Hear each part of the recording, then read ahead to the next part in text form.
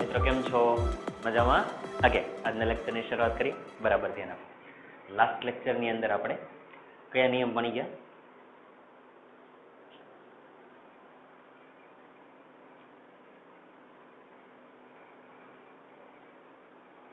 ચાલો મિત્રો કેમ છો? મજામાં? ઓકે, આજના લેક્ચરની શરૂઆત કરીએ. બરાબર ધ્યાન આપો. લાસ્ટ લેક્ચરની અંદર આપણે એમ્પિયરનો સર્કિટલ નિયમ ભણી ગયા. કયો નિયમ ભણી ગયા? યાદ કરાવો. એમ્પિયરનો સર્કિટલ નિયમ શું હતો? તો કે બંધુત સંકલન સદિશ બી ડોટ સદિશ DL is equal two mu 0 sigma આઈ. આવું આપણે ભણી ગયા હતા. કોનો નિયમ હતો આ? એમ્પિયરનો સર્કિટલ નિયમ. સર્કિટલ વ્યવસ્થિત લખીએ.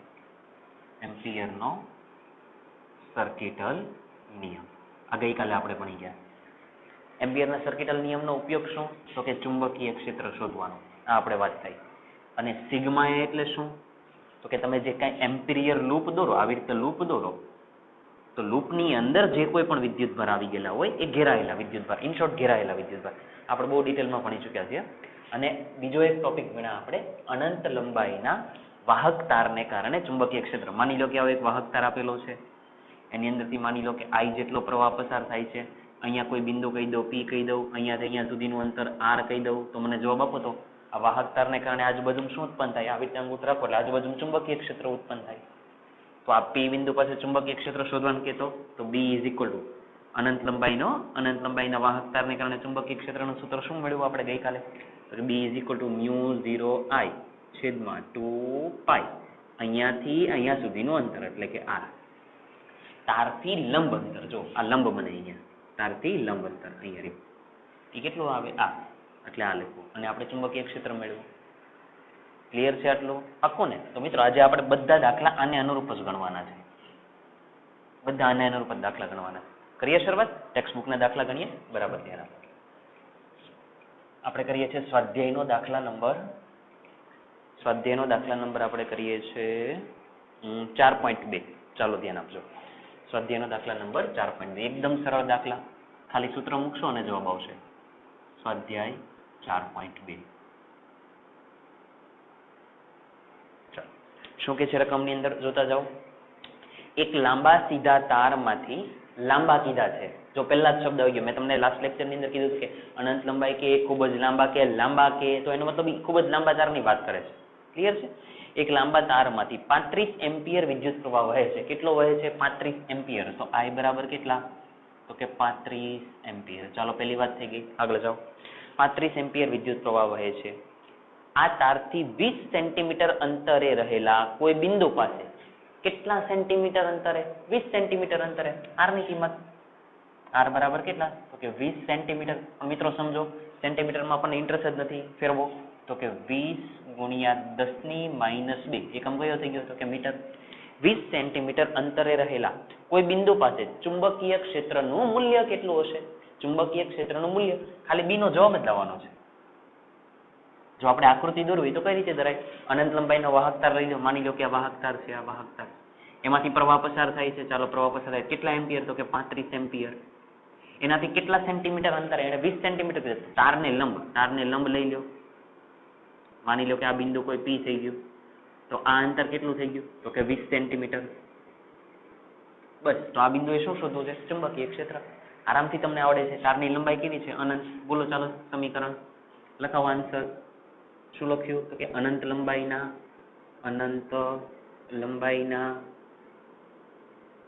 તારને કારણે ચુંબકીય ક્ષેત્ર. લખાવો સમીકરણ. તો કે B is equal two mu 0I છેદમાં શું લખાય? તો કે 2πR. પૂરી થઈ ગઈ વાત. ઝડપથી સમીકરણ કિંમત મૂકી દો. મ્યુ 0 એટલે 4π ઇન્ટુ 10⁻⁷. ગણતરી તમારે જાતે જ કરવાની છે. એની કિંમત કેટલી છે? તો કે 35. ચાલો છેદમાં આવી જાઓ 2 પાઈ એટલે કેટલા? તો કે પાઈ ના પાઈ જ રહેવા દો, કેમ કે પાઈ અહીંયા કેન્સલ થઈ શકશે. R ની કિંમત 20 ગુણ્યા 10⁻². 20 ગુણ્યા 10⁻². જો આવું સમજવા માંગુ છું, કરી નાખો કેન્સલ. જો પાઈ કેન્સલ. ચાલો ગયા. અહીંયાથી 2 કેન્સલ થઈ જશે.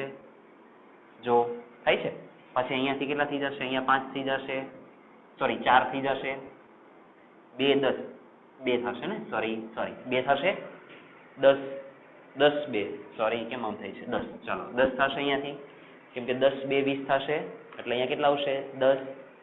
સમજ પડે છે? ચાલો હવે બીજું જોઈ લો. 10 ની -1 એટલે 10 ની -1 અને ઉપર જશે તો 10 ની +1. અહીંયા 10 કહેવાય, 10 ની -2 એટલે 10 ની કેટલી થઈ ગઈ? 10 ની -1 ઉપર જાય તો +1, અહીંયા આવે તો +1 એટલે -7 +1 એટલે -6. સમજાય છે? -6. તો આ કેટલા થયા? તો કે 35 લખી નાખો. તો કે B = 35 ગુણ્યા 10 ની -6. એકમ બોલો તો કે ટેસ્લા. પતી ગયું. આવું કેવા માંગુ છું. કરે નેક્સ્ટ દાખલો. ચાલો ઓકે. શું કે છે રકમની અંદર? ધ્યાન આપજો. ચાલો રકમમાં સમજીએ. ઓકે, શું કે છે? દાખલા નંબર 4.3 સ્વાધ્યાયનો દાખલા નંબર 4.3. ચાલો એકદમ સેમ દાખલા, કોઈ ફરક નહીં, પણ વાક્ય રચના બરાબર સમજો. સમક્ષિતિજ સમતલમાં રહેલા એક લાંબા તારમાંથી 50 એમ્પિયર જેટલો વિદ્યુત પ્રવાહ. એક સમક્ષિતિજ સમતલ રાખેલું. મિત્રો પહેલા તમને એ ખબર પડવી પડે સમક્ષિતિજ સમતલ એટલે શું. જો મિત્રો આને કહેવાય સમક્ષિતિજ સમતલ. સમક્ષિતિજ આવી રીતે જે સમતલ હોય ને એને કહેવાય સમક્ષિતિજ. આવી રીતે કોઈ સમતલ આવેલું હોય તો એને કહેવાય લંબ સમતલ, શિરોલંબ સમતલ. ઉદાહરણથી સમજીએ. અહીંયા જોજો મિત્રો, આવી રીતે કોઈ સમતલ હોય તો આને સમક્ષિતિજ કહેવાય, સપાટીને અનુરૂપ. પણ સમતલને તમે આવી રીતે મૂકો તો આને કહેવાય શિરોલંબ સમતલ. અહીંયા એને શું શબ્દ વાપર્યો છે કે સમક્ષિતિજ સમતલમાં, એટલે આવી રીતે સમતલની અંદર આપણે આવી વાત કરવાની છે. એક અતિ લાંબા તારમાંથી કેટલો પ્રવાહ વહે છે બોલો તો? અંદર આપેલું છે એક અતિ લાંબા તારમાંથી 50 એમ્પિયર પ્રવાહ. પેલા તાર લાંબ દોરી નાખો. ચાલો આ અતિ લાંબુ તાર દોરી નાખીએ. આ તાર છે, માની લેજો કે અતિ લંબાઈના છે. ચાલો એમાંથી કેટલા એમ્પિયર પ્રવાહ વહે છે? તો કે 50 એમ્પિયરનો પ્રવાહ વહે છે. એટલે એનો મતલબ I ની કિંમત 50 એમ્પિયર છે. આગળ જાઓ શું કહે છે? 50 એમ્પિયર જેટલો વિદ્યુત પ્રવાહ. હવે ધ્યાનમાં આપો, ઉત્તરથી દક્ષિણ દિશા તરફ વહે છે. આને ધ્યાનમાં રાખજો, ઉત્તરથી દક્ષિણ દિશા તરફ. માની લો કે અહીંયા હું ઉત્તર કહી દઉં તો પછી અહીંયા કોણ થશે? તો કે દક્ષિણ થશે. માની લો કે ઉપર પૂર્વ કહી દઉં તો નીચે કોણ થશે? તો કે પશ્ચિમ થશે. પેલા આટલી ખબર પડવી પડે મિત્રો. તમને બે દિશા આપી દીધી, ઉત્તર દક્ષિણ, તો ઉપર શું આપી દેવાના? પૂર્વ અને પશ્ચિમ. જનરલી મિત્રો જોજો આવું ધ્યાન રાખજો, ફિઝિક્સની અંદર કરીએ ત્યારે આવું યાદ રાખવાનું. અને મગજની અંદર ફિક્સ કરી નાખજો. આવી રીતે યામાક્ષ પદ્ધતિ કે અને દિશા દર્શાવવાનું કે તો જનરલી અહીંયા ઉપર ઉત્તર રાખવાના, અહીંયા દક્ષિણ રાખવાના, અહીંયા પૂર્વ રાખો અને અહીંયા પશ્ચિમ રાખો. આ મગજની અંદર ફિક્સ જ કરી નાખો. આ મેથડ પ્રમાણે જ જવાનું. પણ મિત્રો અહીંયા એને આપણને કીધું છે કે શિરોલંબ, એટલે આપણે આવી રીતે લીધા તો પછી આ બાજુ ઉત્તર રાખીએ, અહીંયા દક્ષિણ રાખીએ, ઉપર પૂર્વ રાખીએ, નીચે પશ્ચિમ રાખીએ. આટલું મગજની અંદર ફિક્સ કરી દીધો. જનરલી એની અંદર આપણે આવું જ દોરતા હશે. ક્લિયર છે? ચાલો અત્યારે આ પેટર્ન છે. ઓકે, પછી શું કહે છે? આવી રીતે પ્રવાહ પસાર થાય. જો આવી રીતે પ્રવાહ પસાર થાય છે. પછી શું કહે છે? વાંચો. તારથી પૂર્વમાં 2.5 મીટર અંતરે આવેલા બિંદુ પાસે. તારથી પૂર્વમાં, આ તાર છે તો એનાથી પૂર્વમાં એટલે કઈ તરફ? ઉપર તરફ. હવે મિત્રો સાંભળજો, અહીંયા પરિસ્થિતિ શું થાય છે નહીં, આપણે અહીંયા ઉત્તરથી પૂર્વ એટલે આવી રીતે છે. જોજો આમ ઉત્તર પૂર્વ યા થયા, સોરી ઉત્તર દક્ષિણ યા થયા. ઉત્તર દક્ષિણ એટલે આ માર્કર સમજજો. હવે પૂર્વ પશ્ચિમ મિત્રો આવી રીતે નથી, આવી રીતે છે. કેમ કે આપણે XY સમતલ કીધું. જો આમ આ X અને એને આવી સમક્ષિતિજ સમતલ કીધું છે. સમક્ષિતિજ સમતલ એટલે આવી રીતે, આવી રીતે નહીં. સમજાય છે? એટલે આવી રીતે. તો એનો મતલબ પૂર્વ થાય કઈ બાજુ? સમજો તો પૂર્વ ક્યાં થાય? પાછળ થાય. આવી રીતે થાય. અહીંયા કોઈ પૂર્વ એટલે અહીંયા બિંદુ હશે. જો અહીંયા સમજો, અહીંયા બિંદુ હશે. સમજ પડે છે? પૂર્વ તરફ કેટલા અંતરે? આને ધ્યાનમાં રાખો. કેટલા અંતરે? ઝડપથી 2.5 મીટર અંતર. એટલે R ની કિંમત કેટલી છે? R ની કિંમત છે 2.5 મીટર અંતરે. શું શોધવાનું? ચુંબકીય ક્ષેત્ર અને તેની દિશા. ફરીથી એક વખત કહો મિત્રો, માર્કર આપણે આમ છે, આ આપણા ઉત્તર, આ દક્ષિણ.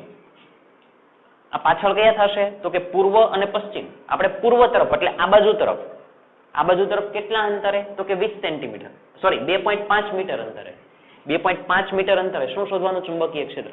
અને મિત્રો આ આકૃતિની અંદર સમજવું હોય તો આપણે ઉપર બતાવ્યા તો એવું કહી શકાય કે આ બિંદુ લઈ લો તો અહીંયાથી અહીંયા સુધીનું અંતર કેટલું? તો કે 2.5 મીટર.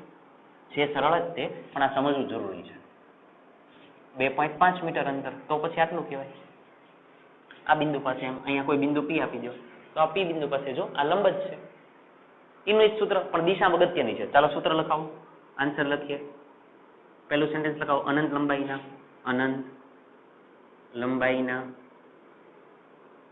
વાહક તારને કારણે ચુંબકીય ક્ષેત્ર, ચાલો લખાવો ચુંબકીય ક્ષેત્ર કેવી રીતે લખાશે, લખાવો તો કે B = μ0I છેદમાં 2πr. સૂત્ર તો હવે તમને આવડે છે, એમાં કઈ તકલીફ નથી. μ0 એટલે 4π × 10⁻⁷ કિંમત યાદ હોવી જોઈએ. A કેટલો પ્રવાહ તો કે 50 એમ્પિયરનો પ્રવાહ જાય છે. નીચે આવી જાઓ 2 પાઈ ને એમ નામ રહેવા દો. r ની કિંમત કેટલી આપેલી છે 2.5 મીટર. ચાલો 2.5 આટલું ક્લિયર છે ને? આરામથી પૂરું કરીએ. પાઈ કેન્સલ, 2 કેન્સલ. ચાલો આટલું થઈ ગયું. 50 2 કેટલા થઈ ગયા 100. પણ ઉપર જો હું કરું જોજો 2 × 10⁻⁷ × 50 × 10 છેદમાં 25. બોલો આવું કહેવાય? કેમ કે એક પોઈન્ટ ખસેડી નાખું તો 10 ઉપર જતા રહેશે. ક્લિયર છે? ચાલો 25 2 2 4 4 10 40 એટલે જવાબ આવ્યો 40. બી અને 10⁻⁷ 10⁻⁷ એકમ બોલો તો કે ટેસ્લા ચુંબકીય ક્ષેત્ર આવી ગયો જવાબ. સમજાય છે? ખાલી આટલું સમજાવવા માંગુ છું. એટલે B = 40 × 10⁻⁷. ચોપડીના જવાબ પ્રમાણે જવું હોય તો મિત્રો આ બાજુ જાવ તો ઘાતમાં શું થાય? જલ્દી આ બાજુ જવું હોય તો ઘાતમાં વધારો. તો માની લો કે આ પોઈન્ટ તમે ખસેડી નાખો તો ઘાતમાં વધારો. તો અહીંયા પોઈન્ટ તમે લખો તો B બરાબર શું થઈ જાય તો કે 4.0 × 10 ઘાતમાં 1 નો વધારો એટલે -7 તો હતા તે પણ +1. તો જવાબ શું થાય તો કે B = 4 × 10⁻⁶. એકમ બોલો તો કે ટેસ્લા. તમે આ જવાબ લખો તો પણ ચાલે, ચોપડીનો જવાબ લખો આપણે, કોઈ ફરક નહીં પડે. ક્લિયર છે? વાત અહીંયા પૂરી નથી મિત્રો. અગત્યની દિશા છે અહીંયા. દિશા કઈ દિશામાં? હવે એનો સવાલ શું છે કે ચુંબકીય ક્ષેત્ર કઈ દિશામાં હશે?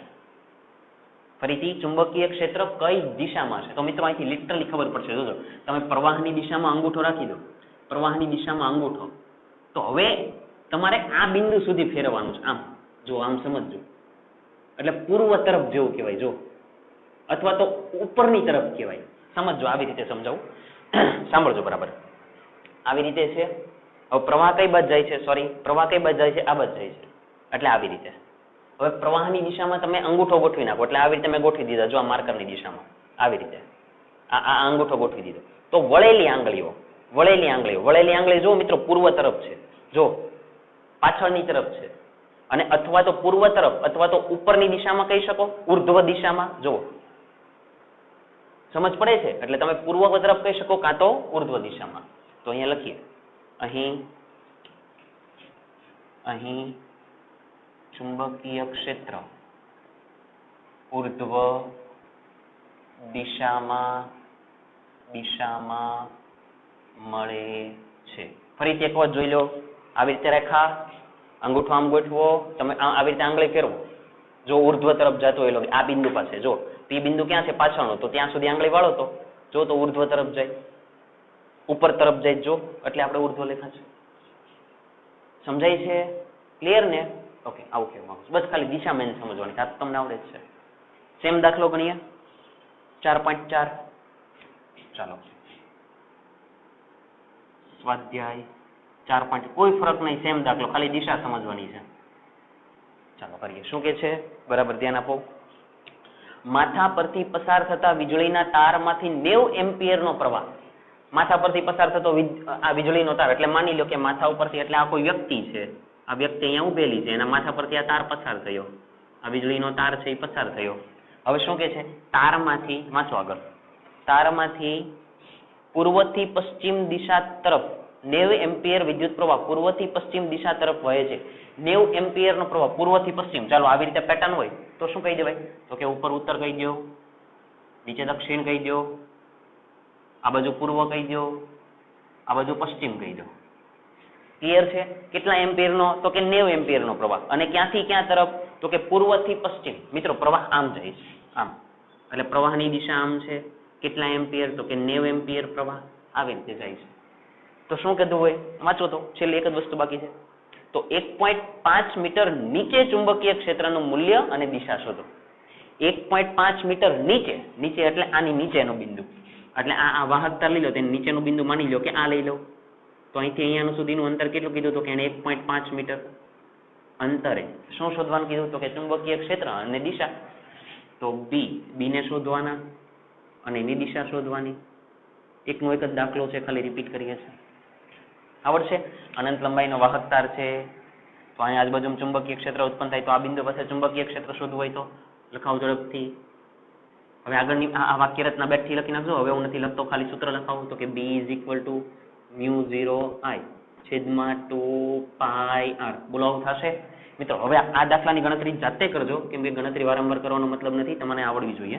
ગણતરી જાતે કરજો, જાતે કરીને જવાબ લાવજો. આનો જે જવાબ આવે છે એ ટેસ્લા. પણ મિત્રો દિશા કહેવાની છે, દિશા કઈ આવશે? દિશા સમજવાની. ચાલો દિશા સમજીએ મિત્રો. પ્રવાહની દિશામાં અંગૂઠો ગોઠવો. આ પ્રવાહની દિશામાં અંગૂઠો જો, તો વળેલી આંગળીઓ તો ક્યાં તરફ જાય છે? જો દક્ષિણ તરફ જાય છે. સમજો, પ્રવાહ ગયો આમ, આ બિંદુ પાસે જો દક્ષિણ તરફ. સમજાય છે? કઈ તરફ? દક્ષિણ તરફ અથવા તો નીચે તરફ. તો અહીંયા લખી દઈએ, અહીં ચુંબકીય ક્ષેત્ર દક્ષિણ તરફ અથવા કૌંસમાં દક્ષિણ તરફ નીચે તરફ મળે છે. ક્લિયર છે? પાક્કું મિત્રો? બધા દાખલા આવી ગયા, બધા દાખલા ક્લિયર છે? હવે મિત્રો એક દાખલો આપણે બાયો-સાવર્ટના નિયમનો બાકી છે, એને પણ આપણે પૂરો કરી દઈએ. કયા નિયમનો? બાયો-સાવર્ટના નિયમ. આ બધા દાખલા કયા હતા? અનંત લંબાઈના વાહકતાના દાખલા હતા. ક્લિયર છે? ચાલો હવે બાયો-સાવર્ટના નિયમનો એક દાખલો કરીએ. તમે પેલા બોર્ડ ઉપરથી ઝડપથી કોપી કરી નાખો, આપણે આગળ જઈએ. ચાલો સાફ કરી નાખું છું. દાખલાની ગણતરી જાતે કરી નાખજો અને ચોપડીના જો બારે સરખાવજો. આન્સર આવી જ જશે, ખાલી ગણતરી કરજો વ્યવસ્થિત.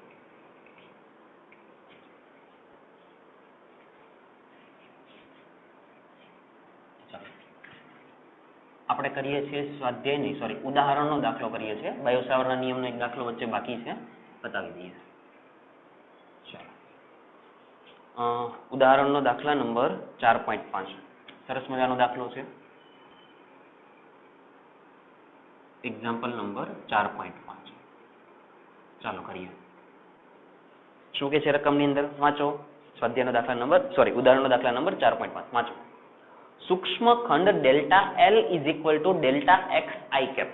એક સૂક્ષ્મ ખંડ આપેલો છે, ક્લિયર લખેલું સૂક્ષ્મ ખંડ. શું નામ એનું આપેલું છે? તો કે ડેલ્ટા L. ઓકે, લખી નાખો તો કે delta L = delta XI cap. મિત્રો I કેપ નો મતલબ શું? કે ખંડ છે એ કઈ દિશામાં હશે? આ દિશામાં, X અક્ષની દિશામાં, આ તરફ. I હોય તો X અક્ષની દિશા, J હોય તો Y અક્ષની દિશા અને K હોય તો Z અક્ષની દિશા. આપણને ક્લિયર છે? ચલો ઠીક છે, આગળ જઈએ. ડેલ્ટા L = ડેલ્ટા XI ને ઉગમ બિંદુ પર મૂકેલ છે. આ કોઈ ખંડ છે એને ક્યાં મૂકેલો છે? ઉગમ બિંદુ પર. તો મિત્રો એની આકૃતિ ભલે તમને આપી દીધેલી છે, પણ હું આકૃતિ દોરી જોજો, એને જાતે સમજો. આ કઈ અક્ષ થઈ? તો કે Y અક્ષ. સમજો, આ Y અક્ષ થઈ. આ કઈ અક્ષ થઈ? તો કે X અક્ષ. ઓકે, આ જે ખંડ છે એને ક્યાં મૂકેલો છે? ઉગમ બિંદુ પર, એટલે અહીંયા ક્યાંક છે. અને બીજું ડેલ્ટા XI કેપ એટલે X અક્ષની દિશામાં, એટલે આવી રીતે. એટલે મિત્રો એ ખંડ છે ને એ આવી રીતે કહેવાય. જો આવી રીતે X અક્ષની દિશામાં, અને પાછો ઉગમ બિંદુ પર છે, એટલે આ ખંડ આપેલો છે. એને હું આવી રીતે બતાવી દઉં. અને એની લંબાઈ કેટલી છે? તો કે ડેલ્ટા XI. એ આ છે, આટલી લંબાઈ. ક્લિયર? વાંચો આગળ. અને તેમાંથી મોટો વિદ્યુત પ્રવાહ I = 10 એમ્પિયર પ્રવાહ થાય છે. આ જે છે એમાંથી શું પસાર થાય છે? પ્રવાહ પસાર થાય છે. કેટલા એમ્પિયર? તો કે 10 એમ્પિયર આમાંથી પ્રવાહ પસાર થાય છે.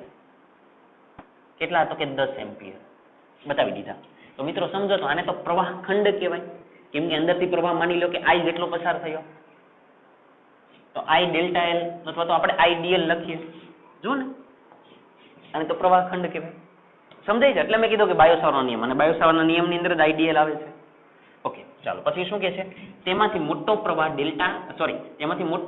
I = 10 એમ્પિયર પસાર થાય છે. આકૃતિ દર્શાવેલ છે, દેખાય છે, આપણી પણ દેખાય છે. ક્લિયર છે? અને આકૃતિ આપેલી છે. ચાલો પછી શું કહે છે, વાય અક્ષ પર 0.5 મીટર અંતરે ચુંબકીય ક્ષેત્ર કેટલું હશે?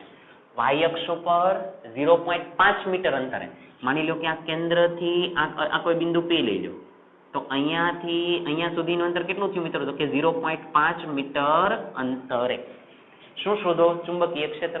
બી ને જ શોધવાના છે. ચાલો બી ને જ શોધવાના છે. અંદર એક કિંમત આપી દીધી, જો કે ડેલ્ટા એક્સ બરાબર 1 સેન્ટીમીટર. એક કિંમત આપી દીધી કે ડેલ્ટા એક્સ જે અહીંયા છે, આ જે છે એની કિંમત કેટલી છે? તો કે 1 સેન્ટીમીટર. ક્લિયર છે? હવે મિત્રો સાંભળો, તમારે આ ખંડને કારણે આ બિંદુ પાસે ચુંબકીય ક્ષેત્ર શોધવું છે. આ ભૂલ નહીં કરવાની, આ સૂત્ર નહીં લગાડતા. B = μ0I/2πr. આ ભૂલ કરતા નહીં. આ ચુંબકીય ક્ષેત્ર કોના કારણે છે? અનંત લંબાઈના વાહકતારને. આ અનંત લંબાઈ નથી, આટલી જ લંબાઈ છે. અને આટલી કેટલી છે? ખાલી 1 સેન્ટીમીટર. આટલા જ છે, એકદમ નાના છે. અનંત લંબાઈ નથી આ. આમાંથી I પ્રવાહ પસાર થયો, જો I પ્રવાહ પસાર થયો ડેલ્ટા L, એટલે આ dl કહેવાય. I dl કહી દો અથવા તો I ડેલ્ટા L કહી દો. તો આને તો પ્રવાહ ખંડ કહેવાય. અને પ્રવાહ ખંડ માટે સૂત્ર કોણ આપ્યું હતું? બાયો-સાવરે આપ્યું હતું. સમજાય છે? એટલે આ કોના નિયમની મદદથી થાય? બાયો-સાવરના નિયમની મદદથી થાય. ચાલો કરીએ. ઓકે, બી ને શોધવાના છે. ચાલો શોધીએ, આરામથી મળે. પણ મિત્રો એક વસ્તુ ધ્યાનમાં રાખજો, જો અહીંયા દિશાની વાત કરવી છે, આઈ કેપ. એટલે ચુંબકીય ક્ષેત્રનું મૂલ્ય તો શોધવાનું છે, પણ જો કેપ આપેલા છે એટલે તમારે દિશા પણ કહેવી પડશે. એટલે દિશા પણ શોધવાની છે. એટલે મૂલ્ય પણ શોધવાનું ને દિશા પણ. પહેલા મૂલ્ય શોધી નાખીએ, દિશા આરામથી આવડશે. સમજીએ. ચાલો મૂલ્ય શોધીએ. આન્સર લખાવો. સમીકરણ શું થશે? બાયો-સાવરના નિયમનું સમીકરણ લખાવો. બાયો-સાવરના નિયમ પરથી ચાલો ઝડપથી લખાવો. બાયો-સાવરના નિયમનું સમીકરણ યાદ કરીને શું લખ્યું હતું આપણે? તો કે B = μ0/4π. આપણે dB લખતા હતા, યાદ છે ને? dB = સદિશના સ્વરૂપમાં. સદિશ dB = μ0/4π લખાવો. I તો કે dl ક્રોસ સદિશ r છેદમાં r3. આવી રીતે આપણે ભણતા હતા. ક્લિયર છે એકદમ? અને મિત્રો હવે સાંભળો, અહીંયા દિશાની વાત કરેલી છે, તો એક કામ કરો, પહેલા આનું સાદુરૂપ આપો તો મૂલ્યના સ્વરૂપમાં લખો. અને મૂલ્યના સ્વરૂપમાં તો આવું લખાય dB મૂલ્યના સ્વરૂપમાં. એટલે આવી રીતે આ શું થઈ ગયું? મૂલ્ય. મૂલ્ય લખો તો અહીંથી ક્રોસની નિશાની કાઢી નાખવાની. કાઢી નાખો તો શું લખાય? તો કે μ0/4π. શાંતિથી I અહીંયા શું થઈ ગયા? તો કે dl × r sin θ. ક્રોસની નિશાની નીકળે એટલે sin θ. અને છેદમાં કોણ આવી ગયા? તો કે r3. પેલા આટલું સમજાવવું જોઈએ. ચાલો આગળ જાઓ. તો કે આને તો આવી જ રીતે હવે લખી શકાય. આમાં કઈ નવી વાત નથી. આને dB લખી શકાય. ચાલો μ0/4π. μ0/4π. ઓકે, I લખી નાખો. અહીંયા લખી દીધા I. કેન્સલ કરવાની ઉતાવળ નહીં કરવાની, પહેલા સમજી લો ખૂણો કોની વચ્ચેનો? તો કે dl અને r વચ્ચેનો. dl કઈ તરફ છે? dl જો આ તરફ છે, I દિશામાં, એટલે આ તરફ છે, આ તરફ છે. પછી r કઈ તરફ? ઉપરની તરફ છે. જો મિત્રો ઉપર તરફ છે એટલે ઉપર તરફ છે. બંને વચ્ચેનો ખૂણો જુઓ કેટલો થયો? 90 ડિગ્રી. આમાંય દેખાય છે અને આપણે આકૃતિ સમજાય એમાં દેખાય છે. અહીંયા ખૂણો કેટલો બને? તો કે 90 ડિગ્રી. તો એનો મતલબ એવો છે કે dl અને r વચ્ચેનો ખૂણો કેટલો છે? 90 ડિગ્રી. ચાલો પહેલા લખી જ નાખો આપો. dl r sin 90 અને છેદમાં અહીંયા કોણ આવી ગયા? તો કે r3. અહીંયા બતાવી દેવાના કે dl લંબ r છે, અથવા સદિશ હવે લખવાની જરૂર નથી. અહીંયા dl અને r વચ્ચેનું કીધું છે એટલે આપણે ક્લિયર છે? પાક્કું ને? ચાલો કહી દીધા. લખો આગળ. તો કે dB હવે કરી નાખો કેન્સલ. હવે કઈ કામ નથી. μ0/4π આ ગયા તો I ના I બેઠા, dl બેઠા. sin 90 ની કિંમત કેટલી? 1 છેદમાં અહીંયા કોણ થઈ જાય? તો કે r2. મિત્રો આ dl એટલે સૂક્ષ્મ ખંડ જ ને? અહીંયા રહ્યો, એ જ છે. જો એ જ છે. dl એટલે ડેલ્ટા L. ખબર પડે છે? એટલે સૂક્ષ્મ લંબાઈ જ છે. સૂક્ષ્મ લંબાઈ કેટલી આપેલી છે? કેટલી આપેલી છે? ડેલ્ટા x એટલે 1 સેન્ટીમીટર. એટલે આની જગ્યાએ ટૂંકમાં શું લખવાના? 1 સેન્ટીમીટર. સૂક્ષ્મ લંબાઈ જ છે. ચાલો લખી નાખો. તો કે dB = અહીંયા લખાવો. તો કે μ0/4π ગુણ્યા I ની કિંમત કેટલી? તો કે 10. dl એટલે કેટલા? તો કે 1 ગુણ્યા 10⁻². મીટરમાં ફેરવવા પડશે. છેદમાં r એટલે અંતર 0.5 મીટર. તો કે 0.5 ગુણ્યા 0.5 બોલાવું થઈ જાય. સમજાય છે? ચાલો કિંમત મૂકી દો, ઝડપથી સાદુરૂપ આપી દો. તો કે dB = μ0 એટલે 4π × 10⁻7 ચાલો આની કિંમત કેટલી તો કે 4 પાઈ, આ બાજુ આવી જાવ તો કે ગુણ્યા 10, અહીંયા ગુણ્યા 10 ની -2, ચાલો આને આવું લખાય તો કે 5 ગુણ્યા 5, આના છેદમાં 10, આના છેદમાં 10, ઈ 10 10 ક્યાં જતા રહ્યા ઉપર, એટલે 10 × 10, બોલો થાય આવું? પતી ગયું. જો 4 પાઈ કેન્સલ, ક્લિયર છે? 10 10 100, આ ગયા ને આ ગયા, ચાલો 5 2, એટલે 2/5 આવું થાય છે. 2/5 જો ક્લિયર દેખાય છે, 2 અહીંયાથી 5 2 એટલે 2/5. ચાલો કરી નાખો તો dB ઇઝ ઇક્વલ ટુ કેટલા આવ્યા તો કે 2/5, અને અહીંયા કેટલા છે 10 ની માઇનસ ગુણ્યા 10 ની -7, બોલો આવું છે? ક્લિયર મિત્રો? હવે જોજો આને કરું ને, જોજો એક કામ કરું, dB ઇઝ ઇક્વલ ટુ, હું કરું ને એને જોજો, આને થોડુંક સમજજો. અહીં ઉપર નીચે 20 વડે ગુણીને 20 વડે ભાગી નાખું છું.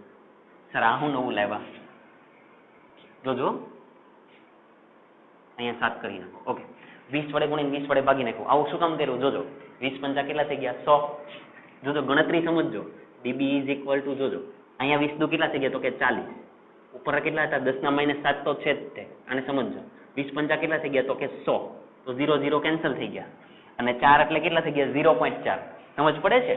એટલે dB ઇઝ ઇક્વલ ટુ કેટલા થઈ ગયા તો કે 0.4 ગુણ્યા 10 ની કેટલી ઘાત તો કે -7 ગણતરી આપણે અઘરી ન થાય, આરામથી ગણતરી થઈ ગઈ. એટલે આવી રીતે નીચે બને ત્યાં સુધી 100 રાખવાનો પ્રયત્ન કરવાનો, 100 1000 10 10000 એવું કરી નાખો ને એટલે ગણતરી સહેલી થઈ જશે.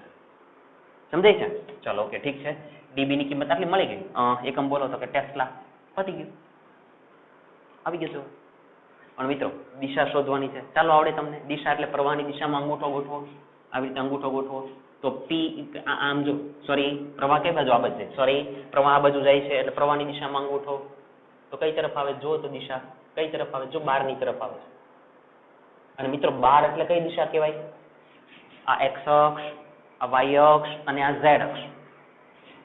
I cap, J cap, K cap, સમજ પડે છે? પ્રવાહની દિશામાં અંગૂઠો, આ જો આંગળી બહાર આવે છે, લિટરલી દેખાય, પ્રવાહની દિશામાં અંગૂઠો આંગળી બહાર આવે છે, એટલે આ કઈ દિશા કહેવાય તો કે K કેપ.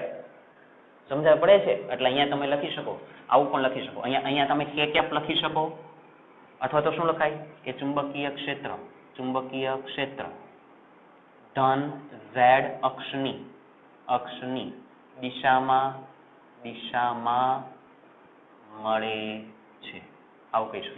અહીંયા કે કેપ લખી દો એટલે દિશા આવી ગઈ, આપણે સમજીને કહી દીધી કે કેપની દિશા આવી ગઈ. અને આ ન તો આ લખીને કહો તો આવી ગયો આની અંદર, જો પણ આ લખો તોય ચાલે કે ભાઈ તમે પ્રવાહની દિશામાં ગોઠવો હોય તો કઈ તરફ આવ્યો તો કે ધન z અક્ષની દિશામાં, અંદર જાય તો ઋણ z અક્ષ, બહાર આવે તો ધન z અક્ષ. આવી ગયું છે? સમજાશે?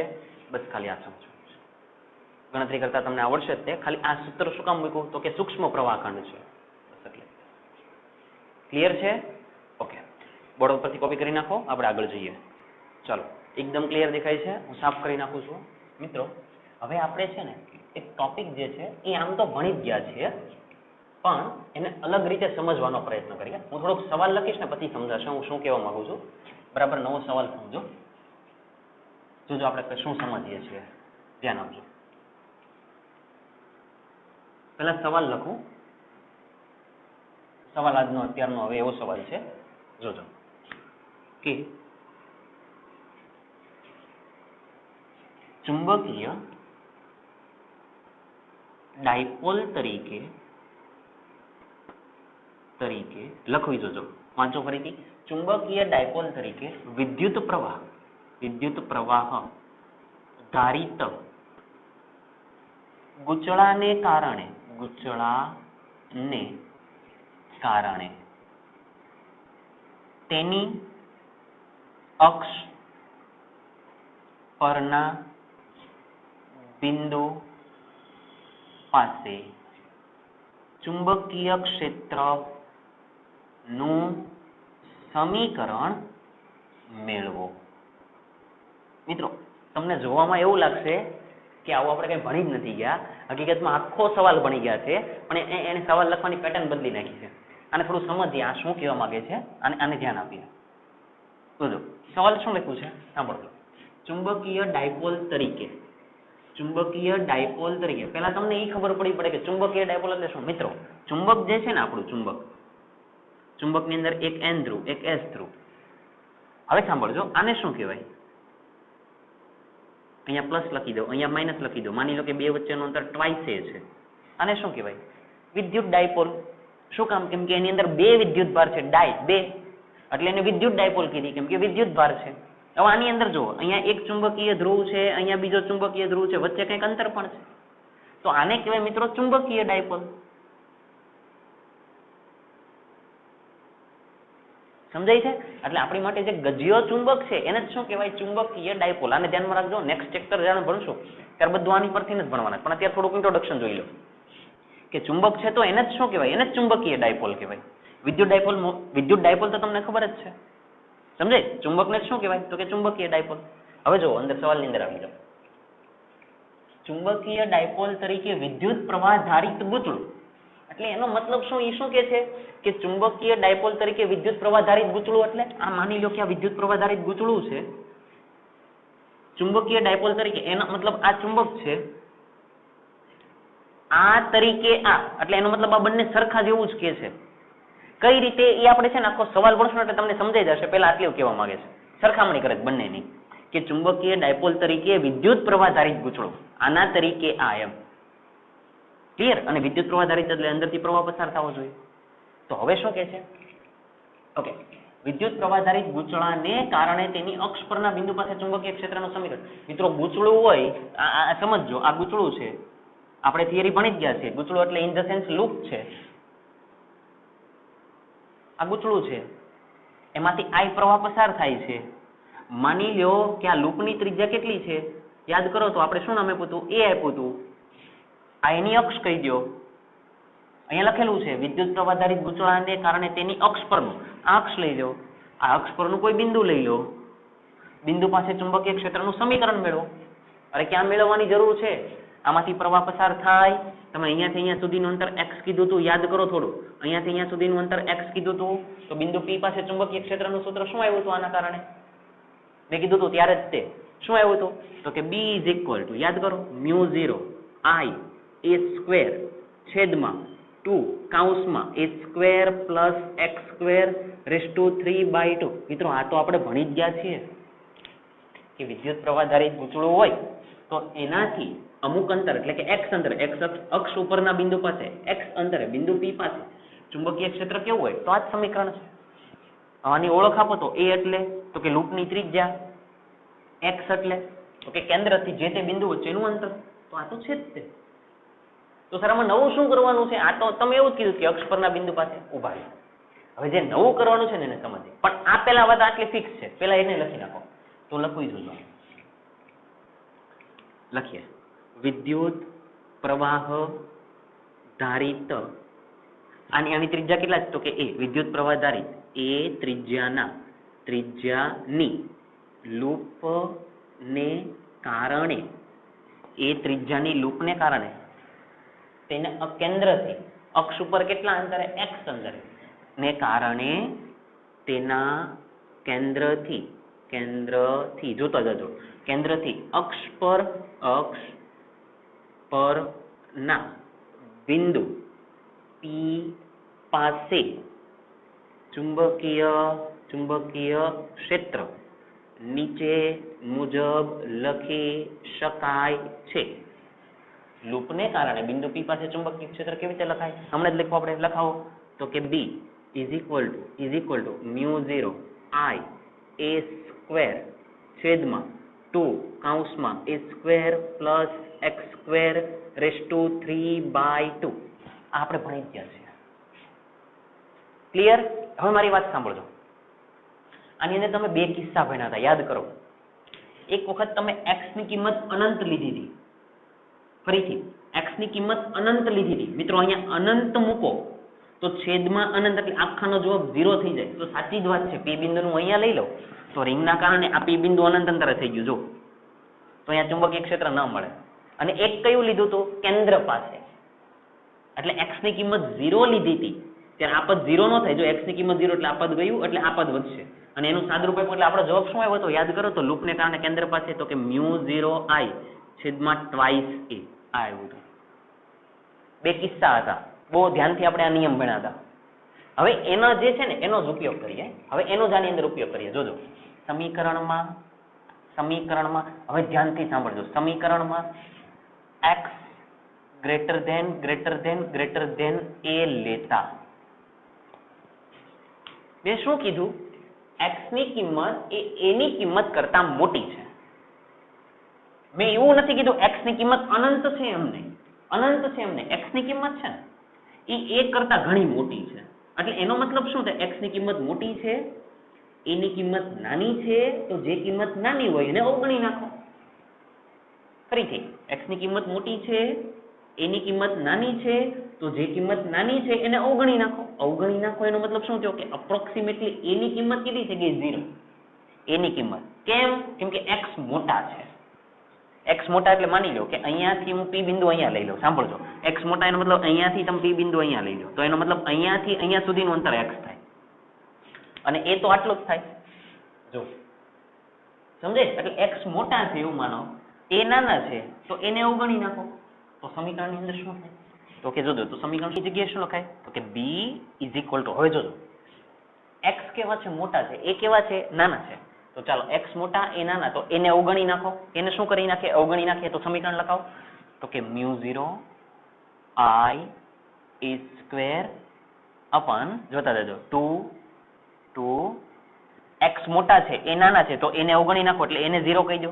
તો આ બાજુ શું લખાય? તો કે x સ્ક્વેર રેઝ ટુ 3/2 આવું કહું છું. ક્લિયર? ચાલો જાઓ આગળ.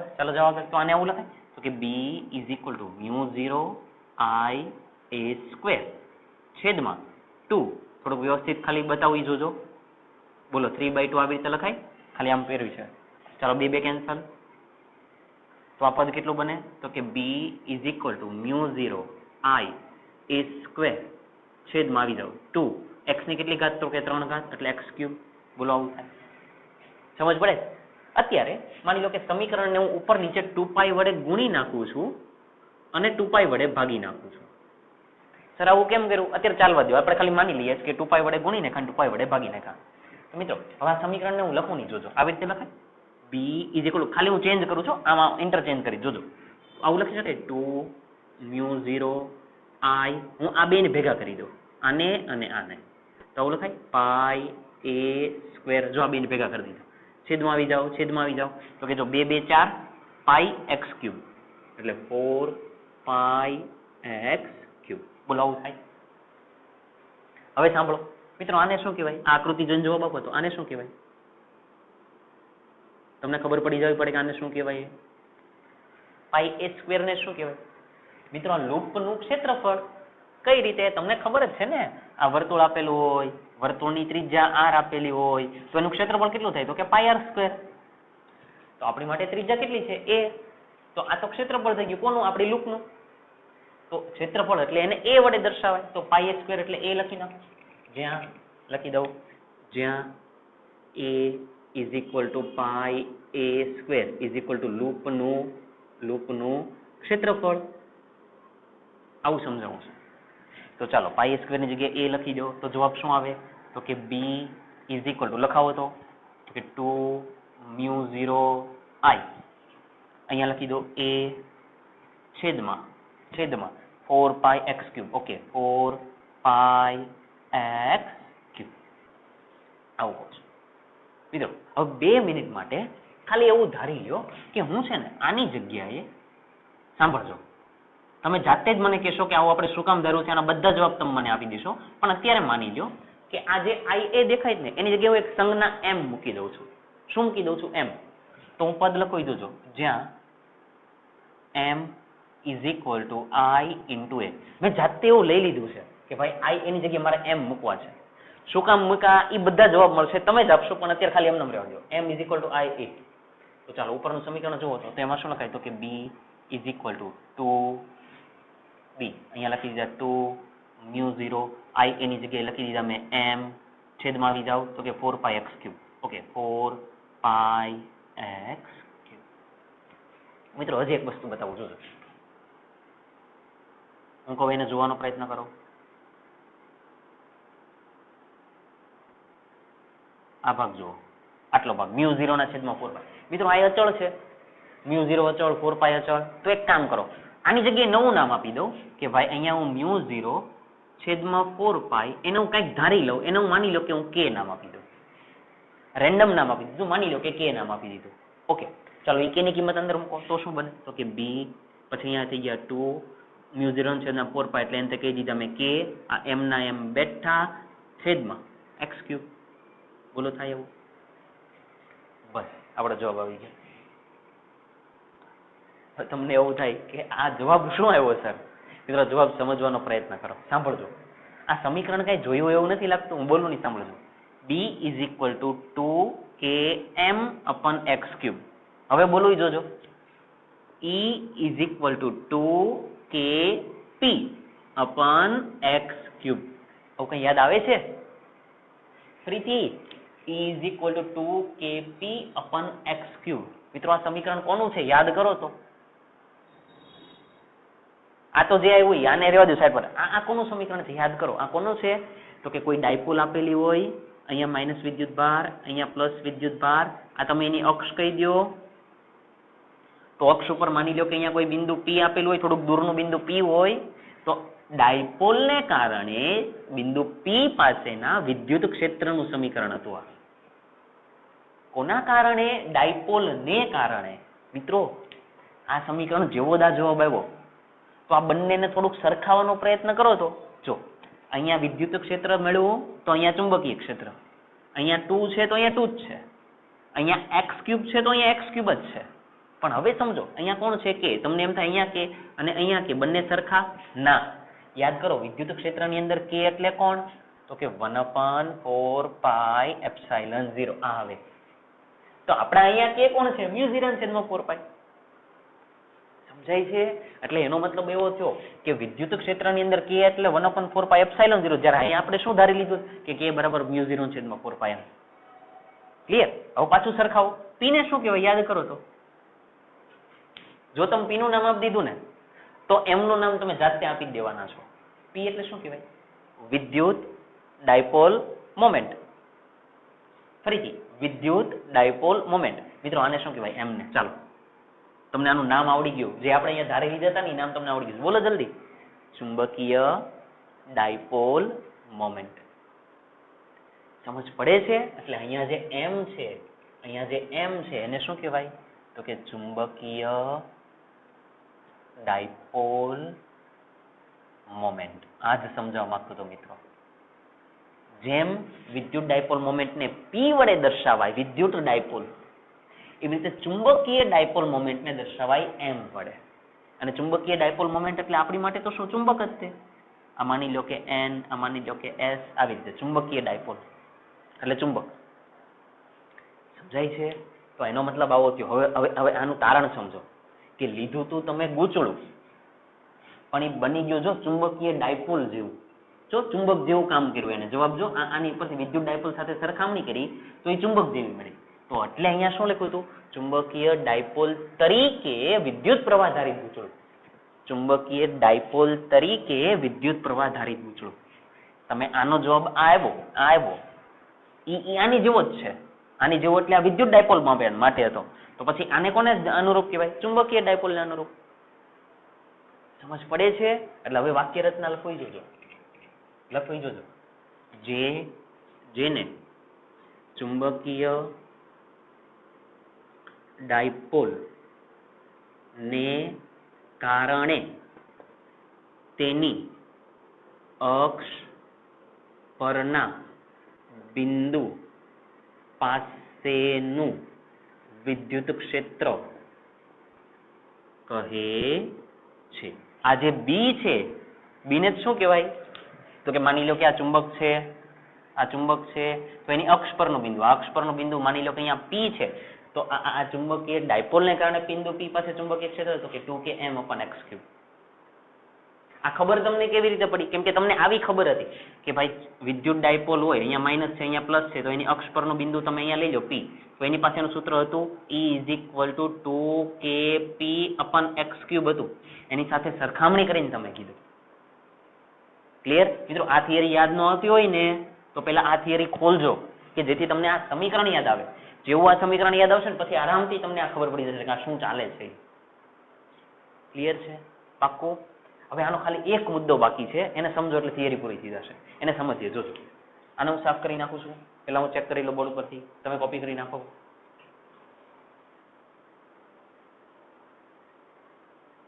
ચાલો, એકદમ ક્લિયર છે મિત્રો. જોજો, હું છે ને આ ભાગ સાફ કરી નાખું એક. આ તો આપણો જવાબ આવી ગયો છે. ચાલો, આને સાફ કરી નાખો. એક નાનું અમથું એક સમીકરણ ખાલી બાકી છે. ચાલો, એ સમીકરણ લાવીએ.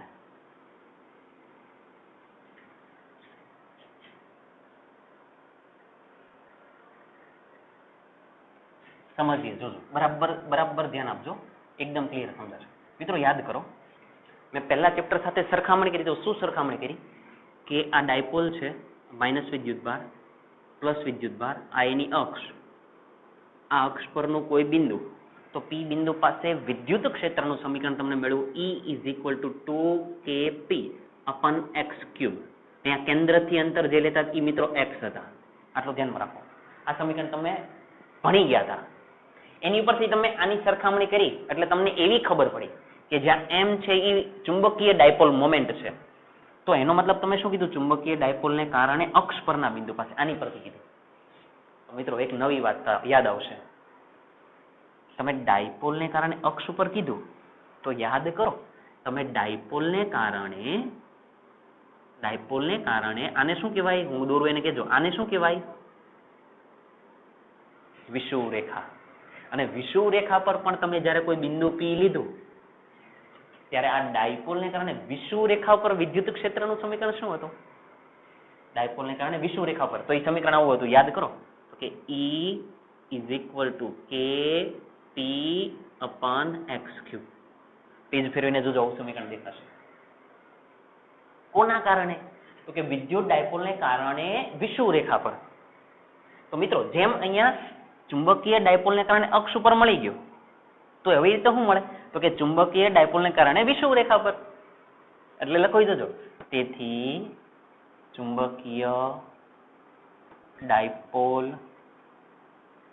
ને કારણે વિષુવ રેખા પર ચુંબકીય ક્ષેત્ર. આના પરથી જ લખાવો તો જ્યાં E છે ત્યાં અહીંયા ચુંબકીય ક્ષેત્ર એટલે અહીંયા B લખવા પડે. જ્યાં K છે ત્યાં આપણા K જ છે, પણ ઉભા રહેજો. જોજો, K છે. જ્યાં P હતા ત્યાં આપણા M છે, તો આપણે M લખવા પડે. અને જ્યાં X છે ત્યાં તો આપણે X જ રાખ્યા છે. પણ મિત્રો આમાં ઓળખ આપવી પડે. આમાં K કોણ હતા? આમાં K હતા 1/4πε0. અને આપણે અહીંયા K કોણ છે? જ્યાં K = μ0/, એ નીચે લખી દો. ચાલો, જ્યાં K = μ0/4π. આવું સમજાવું જો આપણે ધારેલા હતા. અને આપણી માટે અહીંયા M કોણ છે? તો કે M = I × E. થોડુંક મિત્રો સમજો. અહીંયા P નું સૂત્ર શું હતું? તો કે P = 2A × Q. યાદ કરો. તો એવી રીતે જેમ વિદ્યુત ડાયપોલ મોમેન્ટનું સૂત્ર આ છે, એવી રીતે ચુંબકીય ડાયપોલ મોમેન્ટનું આ છે. સમજાય છે? એટલે તમે શું કામ કર્યું ને એનું ખાલી એનાલિસિસ સમજો. કે શું? કે લીધું તું તમે ગૂંચળું, પણ એ બની ગયું શું? તો કે ચુંબક જેવું કામ કરવા માંડ્યું. આવી રીતે અહીંયા N અને અહીંયા S. હવે તમે આ અક્ષ પરનું કહો એટલે આ ચુંબકને કારણે માની લ્યો અહીંયા કોઈ બિંદુ P કહી દઉં તો આ અક્ષ પરનું બિંદુ કહું તો ચુંબકીય ડાયપોલને કારણે અક્ષ પરનું સમીકરણ તો કે આ. હવે તમે અહીંથી વિષુવ રેખા દોરી નાખો તો ચુંબકીય ડાયપોલને કારણે વિષુવ રેખા પરનું સમીકરણ તો કે આ Km/x³. આ સમજાવવા માંગુ છું. એટલે આપણું ગૂંચળું જ છે એ કોના તરીકે બની ગયું? તો કે ચુંબકીય ડાયપોલ. એટલે એને સવાલ શું લખ્યો હતો? ચુંબકીય ડાયપોલ તરીકે વિદ્યુત પ્રવાધારિત ગૂંચળું. આ જો વિદ્યુત પ્રવાધારિત ગૂંચળું. એટલે ગૂંચળું પોતે કોના તરીકે કામ કરે છે? તો કે ચુંબક તરીકે. આવડશે? આ ક્લિયર છે એકદમ? આને ધ્યાનમાં રાખજો મિત્રો, કેમ કે અગત્યનો સવાલ. સમીકરણ આપણે યાદ રાખવાના છે. સમીકરણ અક્ષ ઉપર કહેતો મિત્રો આપણે કઈ રીતે યાદ રાખવાનું? આપણે આગળના જ સમીકરણ યાદ રાખવાના. કે તમને અક્ષ ઉપર કે તો શું લખવાનું? તો કે જો સાંભળજો મારી વાત. તમને અક્ષ ઉપર કે ચુંબકીય ક્ષેત્રને કારણે ડાયપોલને કારણે ચુંબકીય ડાયપોલને કારણે તો B = અક્ષ ઉપરનું સૂત્ર શું? તો કે 2kp m/x³. તમને એમ થાય આ કેવી રીતે યાદ રહે? તો કે વિદ્યુત ક્ષેત્રનું શું હતું? તો કે E = 2kp/x³. તો કેવી રીતે આને આની સાથે સરખાવ્યા એટલે 2 આવ્યા. 2 ના 2 જ રહ્યા. અહીંયા k ના k જ રહે, પણ અહીંયા k એટલે 1/4πε0. અહીંયા μ0 ના છેદમાં 4π. ચુંબકીય ક્ષેત્રમાં m આવે અને વિદ્યુત ક્ષેત્રમાં p આવે. આવી જ રીતે યાદ રાખો. આની ઉપરથી આને યાદ રાખો. સમજાય છે? અને પેલું યાદ રાખવું હોય તો વિષુવરેખા ઉપર તો E = kp/x³ હતું. તો ચુંબકીય ક્ષેત્રમાં શું બને? B = kp ને અહીંયા આવશે km/x³. આવું ક્લિયર છે? એટલે જવાબ તમારો અહીંયા સુધીનો જ છે, પણ આ સમજણ હતી, આને ધ્યાનમાં રાખજો. ક્લિયર? આજનો લેક્ચર અહીંયા જ અટકાવીએ. લેક્ચરનું રિવિઝન કરજો. આ થિયરી ખૂબ જ અગત્યની.